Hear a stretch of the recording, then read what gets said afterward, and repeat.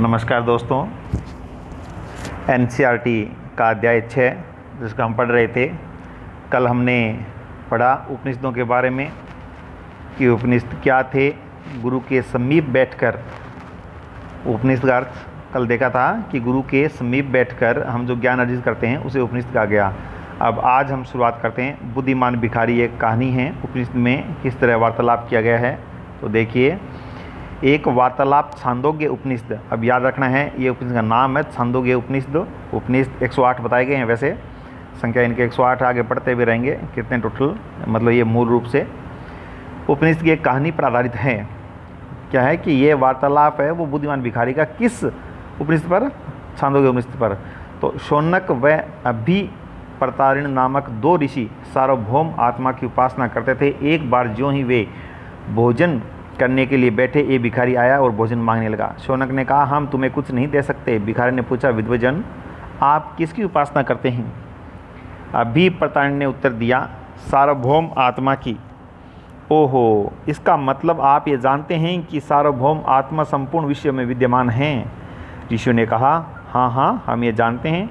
भिखारी ने फिर पूछा, अगर यह सार्वभौम आत्मा संपूर्ण विश्व में विद्यमान है तो यह मेरे अंदर भी विद्यमान है। मैं कौन हूँ? मैं इस विश्व का एक भाग ही तो हूँ। तुम सत्य बोलते हो युवा ब्राह्मण, इसीलिए हे ऋषियों मुझे भोजन न देकर आप इस सार्वभौम आत्मा को भोजन देने से मना कर रहे हैं। भिखारी की बात की सच्चाई जानकर ऋषियों ने उसे भोजन दे दिया। तो भिखारी ने भोजन पाने के लिए ऋषियों को किस तरह मनाया? तो आप समझ गए होंगे कि उन्होंने उस ज्ञान के सामने उस तर्क को रखा जो उनको सही लगा।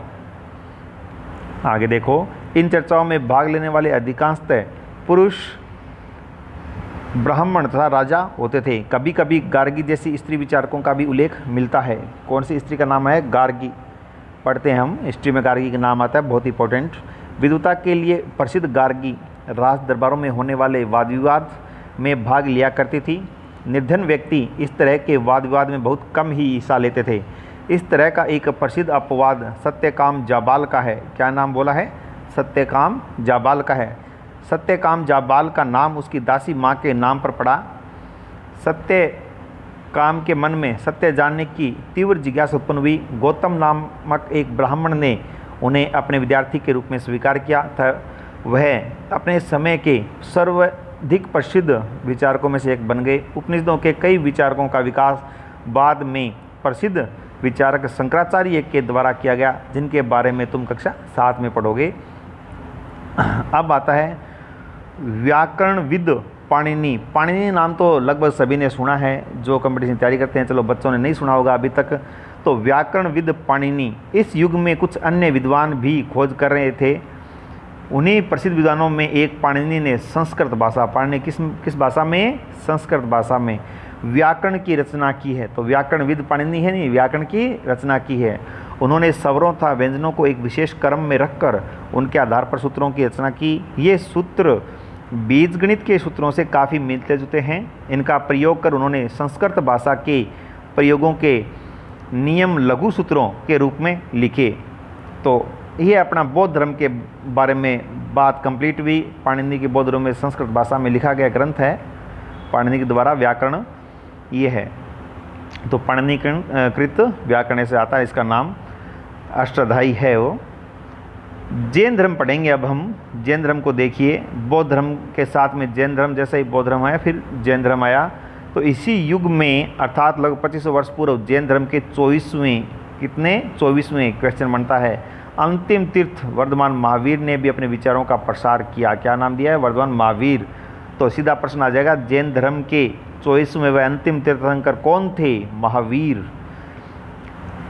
यह वह वज्जी संघ के, अब आपको याद आ गया है वज्जी संघ, महाजनपद में आपने पढ़ा था, वहाँ वज्जी के लिच्छवी कुल के, कौन से कुल के? लिच्छवी कुल के क्षत्रिय राजकुमार थे। ये क्षत्रिय थे, वज्जी संघ के थे। प्रश्न फिर यहाँ इंपॉर्टेंट बन जाता है आपका, कौन सा कुल और कौन सा संघ? तो आप अगर पीछे बात करें आप गौतम बुद्ध की, तो वो कौन से संघ और कौन से कुल के थे? तो साके कुल आपने पढ़ा था, शायद आपको याद हो।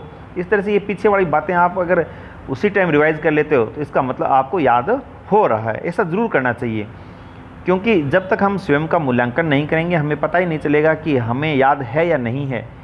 क्योंकि चाहे नौकरी पाना हो, ज्ञान पाना हो, ज्ञान वही होता है जो आपके दिमाग में होता है। किताबों में तो पूरा ज्ञान भरा पड़ा है।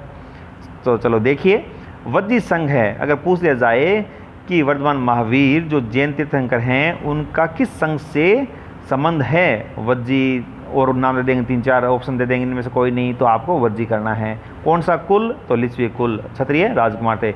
इस संघ के विषय में आपने अध्याय 5 में पढ़ा, 5 में बता दिया, पीछे महाजन पद पढ़े थे उसमें। 30 वर्ष की आयु में, कितने वर्ष की आयु में, 30 वर्ष की आयु में उन्होंने घर छोड़ दिया। ये भी प्रश्न आता है, महावीर ने कितने वर्ष की आयु में घर छोड़ दिया और जंगल में रहने लगे। 12 वर्ष तक, कितने वर्ष तक, 12 वर्ष तक कठिन वह एकाकी जीवन व्यतीत किया। उसके बाद उन्हें ज्ञान प्राप्त हुआ। उनकी शिक्षा सरल थी, सत्य जानने की इच्छा, क्या जानना था, सत्य, सत्य जानने की इच्छा रखने वाले प्रत्येक स्त्री और पुरुष को अपना घर छोड़ देना चाहिए। उन्हें अहिंसा के नियमों का कड़ाई से पालन करना चाहिए। अहिंसा नाम आते आपको पता है, गांधी जी ने अहिंसा के नियम को पालन किया था, चाहिए, अर्थात किसी भी जीवन को न तो कष्ट देना चाहिए और न ही उसकी हत्या करनी चाहिए। महावीर का कहना था, सभी जीव जीना चाहते हैं, क्या कहते हैं, जीना चाहते हैं, सभी के लिए जीवन प्रिय है।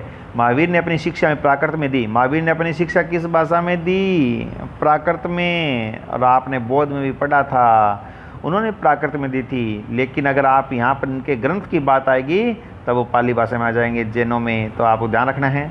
यही कारण है कि साधारण जन भी उनके अनुयायियों की शिक्षाओं को समझ सके। देश के अलग अलग हिस्सों में प्राकृत के अलग अलग रूप प्रचलित थे। प्रचलन क्षेत्र के आधार पर ही उनके अलग अलग नाम थे। जैसे मगध में बोली जाने वाली प्राकृत, जैसे मगध में कौन सी प्राकृत बोल रहे हैं, उसको क्या कहलाते, वो मागधी भाषा अपने आप हो गई, उसको मागधी कहा जाए क्योंकि क्षेत्र का प्रभाव था।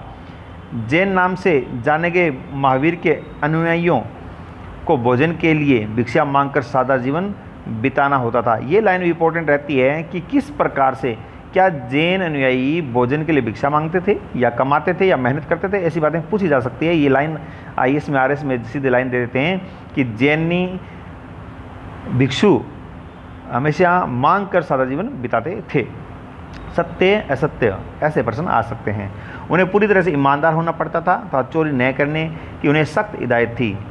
आज भी हम देखते हैं जैन धर्म समझ रखते हैं, वो सख्त होते हैं, वो चोरी नहीं करने की सख्त हिदायत देते हैं, कठोर होते हैं वो। उन्हें ब्रह्मचर्य का पालन करना होता था, पुरुषों को वस्त्रों सहित सब कुछ त्याग देना पड़ता था। आगे देखो ये क्या है, जैन शब्द के विचार आया, अभी इसको देख लेते हैं थोड़ा सा अपन भी। जैन शब्द जिन शब्द से निकला है, ये क्वेश्चन है, बहुत बड़ा क्वेश्चन है कि जैन शब्द किन से निकला है, जिन शब्द से, या जैन शब्द जिनसे निकला, जिनका अर्थ क्या है, जिन का अर्थ है विजेता। बहुत इंपॉर्टेंट प्रश्न है, जैन शब्द का अर्थ क्या है, विजेता। वैसे मूल रूप से जिन का अर्थ विजेता होता है, वो जिन से जैन बना है, विजेता। महावीर के लिए जिन शब्द का प्रयोग क्यों हुआ, क्योंकि उन्होंने अपनी इंद्रियों पर कंट्रोल करके सत्य को जान लिया था। तो ये बात आपको ध्यान रखनी है। अभी इधर पढ़ते हैं हम। अधिकांश व्यक्तियों के लिए ऐसे कड़े नियमों का पालन करना बहुत कठिन था, फिर भी हजारों व्यक्तियों ने इस नई जीवन शैली को जानने और सीखने के लिए अपने घरों को छोड़ दिया। कई अपने घरों पर ही रहे और भिक्षु भिक्षुणी बने लोगों को भोजन प्रदान कर उनकी सहायता करते रहे। मुख्यतः व्यापारियों ने जैन धर्म का समर्थन किया। किसने, व्यापारियों ने, ध्यान रखना है, व्यापारियों ने। किसानों के लिए इन नियमों का पालन करना अत्यंत कठिन था, किसान नहीं कर पाए। कभी ये भी आ जाए कि किसान नियमों का पालन कर नहीं कर पाए। क्यों कठिन था, क्योंकि फसल की रक्षा के लिए उन्हें कीड़े मकोड़ों को मारना पड़ता था। और बाद की सदियों में जैन धर्म उत्तर भारत में कई हिस्सों के साथ गुजरात, तमिलनाडु, कर्नाटक में भी फैल गया। महावीर था, उसके अनुयायियों की शिक्षाएं कई शताब्दियों तक मौखिक रूप में रही। किस रूप में, मौखिक। वर्तमान रूप में उपलब्ध जैन धर्म की शिक्षाएं लगभग 1500 वर्ष पर गुजरात में वल्लभी नामक स्थान पर, वल्लभी नामक स्थान कहाँ है, याद रखना है, गुजरात में लिखी गई थी। अब ये भी प्रश्न बन जाता आपका कि जैन धर्म की शिक्षाएं हैं वो किस स्थान पर लिखी गई, तो वल्लभी नामक स्थान पर लिखी गई। बहुत इंपॉर्टेंट प्रश्न बन जाए। अगर यही प्रश्न आ जाए तो हमें बड़ी मुश्किल होती है कि क्या प्रश्न है, और फिर बाद में हम प्रश्न आने के बाद में उनको किताबों में देखते हैं, ये प्रश्न वहाँ था, ये यहाँ था, ये NCERT में है, तो हम उसको पहले ही देख लें कितने वर्ष पूर्व, ये भी इंपॉर्टेंट होते हैं। पहले मुख्य रूप से 1500 वर्ष पूर्व गुजरात में वल्लभी नामक स्थान पर जैन धर्म की शिक्षाएँ लिखी गई। तो ये भी प्रश्न पूछा, क्या शुरुआत में जैन धर्म की शिक्षाएँ हैं वो लिखित रूप में थी या अलिखित रूप में थी, दोनों में थी या नहीं थी, तो ये भी प्रश्न बन सकता है आपका। तो ये प्रश्न आपके लिए इंपॉर्टेंट होता है, इनको ध्यान रखना है। अब आते हैं संघ। महावीर के द्वारा जो संघ बनाए गए थे, संघ में देखो महावीर और बुद्ध यानी दोनों को आ गया। मानना है कि घर का त्याग करने पर ही सच्चे ज्ञान की प्राप्ति हो सकती है। ऐसे लोगों के लिए उन्होंने संघ नामक संगठन बनाया, जहां घर का त्याग करने वाले लोग एक साथ रह सकें। संघ में रहने वाले बौद्ध भिक्षुओं के लिए बनाए गए नियम विनय पिटक नामक ग्रंथ में मिलते हैं। विनय पिटक ग्रंथ है किसका है? सीधा प्रश्न भी आता है, RS 213 में आया था प्रश्न एक बार, विनय पिटक त्रिपिटक का संबंध किससे है? बौद्ध से है, जैन से है? ये प्रश्न बहुत गलत होते हैं, छोटे छोटे प्रश्न होते हैं, कुछ भी नहीं होता, इतने आसान प्रश्न होते हैं जिससे आप सिलेक्शन से बाहर होते हैं। तो बौद्ध भिक्षुओं के लिए नियम बनाए गए, उसमें उस ग्रंथ का नाम क्या है? विनय पिटक। ये प्रश्न आपको याद रखना है। विनय पिटक से हमें पता चला है कि संघ में पुरुषों और स्त्रियों के रहने की अलग अलग व्यवस्था थी। ये भी ध्यान रखना है कि संघ में बौद्धों जैनों दोनों ने संघ बनाए। संघ में स्त्री और पुरुष साथ रहते थे या अलग अलग? तो आपको पता करना है, अलग अलग रहते थे। सभी व्यक्ति संघ में प्रवेश ले सकते थे। हालांकि संघ प्रवेश के लिए बच्चों को अपने माता पिता से, अपने स्वामी से, राजा के यहाँ काम करने वाले लोगों को राजा से और कर्जदारों को अपने देनदारों से अनुमति लेनी होती थी। एक स्त्री को अपने पति से अनुमति लेनी होती थी। संघ में प्रवेश लेने वाले स्त्री पुरुष बहुत सादा जीवन जीते थे। वे अपना अधिकांश समय ध्यान करने में बिताते थे और दिन के एक निश्चित समय में वे शहरों और गाँव में जाकर भिक्षा मांगते थे। यही कारण है कि उन्हें भिक्षु भिक्षुणी यानी साधु भिखारी के लिए प्राकृत शब्द है भिक्षु भिक्षुणी। वे आम लोगों को शिक्षा देते और साथ ही एक दूसरे की सहायता भी करते। किसी तरह की आपसी लड़ाई का निपटारा करने के लिए वे प्राय बैठकें भी किया करते थे। संघ में प्रवेश लेने वाले ब्राह्मण, क्षत्रिय, व्यापारी, मजदूर, नाई, गणिकाएँ, दास शामिल थे, सभी थे। इनमें से कई लोगों ने बुद्ध की शिक्षाओं के विषय में लिखा तथा कुछ लोगों ने संघ में अपने जीवन के विषय में सुंदर कविताओं की रचना की।